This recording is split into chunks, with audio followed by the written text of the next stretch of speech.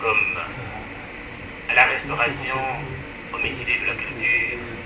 genre reproductif du tracé de la lignée universelle, le nègre s'intercale et se regroupe à la friction du songe légendaire, du rire de la danse,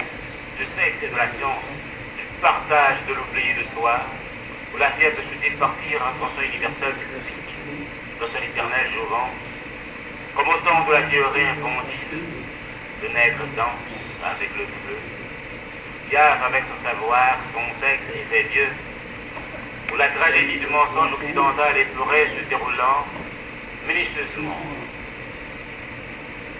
sur le rideau de fumée et le feu d'amour, du continent ensoleillé de bonheur et de flammes radieuses, asile obscur de la gaieté nègre, abîme nébuleuse comme dans un théâtre de tambours slamés, à la velléité du corps, réfléchissant le spiritisme spirituel enrôlé de Dieu, dans un concert de chants dansés, et le danse chanté à la spiritualité des ancêtres, le nègre boit le feu, mange le feu, sonomisant la divinité et la pluralité de l'être, pulvérisant le savoir de se retrouver à la constance poétique de sa glosolalie culturelle, violée et volée sous la chaleur humaine et la profondeur de missiles. Comme l'amour a son récit, du premier jour de toujours, le nègre vénègue ses aventures sacrées, mimant avec le sort proyecté de feu, engin d'injection constante de silice, éjaculatoire au merveilleux de l'émancipation de la valeur, et de l'éthique de la morale, en splendeur féline,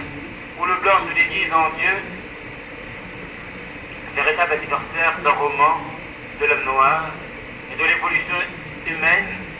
ressoulant le feu, canonisant sa mort, puisque l'oiseau perverti ne se dégagera jamais de la douleur de cette proie, comme le tambour qui ne cesse de résonner de la pensée du spiritisme. Le nègre se retrouve à l'état thermique et éthérique, sur les échelons du chakra, redistribuant le souffle de vie aux dieux des dieux violés par le monothéisme hébraïque, exhibant à la sentence folle des rescapés de la servitude du fantasme mosaïque à l'aventure de destruction de l'aventure du livre saint, au nom du chagrin du canon, canonisé religiosité, spécialité en stupidité de la vermine fanatisée et de la solitude du mépris, voulant doter l'humanité de la ère mésopotamienne, soldée à la moralité primitive, occidentale d'anthropophagie, en super-ego de mesuré, de loi et de phobie, de cauchemars crétinisés sur la Chara et Sinaï, des palmes du cerveau débile et fanatique de mésaventures aventureuses, de crises abjectes et délétères, de plaintes et de complètes, et le crime de décollage sur la chrysalide des secondes, ipséité, froide et profonde, un cloison singulier de déchirement, un délit d'énivrement, sous la froideur chosifiée de l'hiver extasié, de souillure gourmande. Le sourire du nègre est à la porte amoureuse des relations humaines.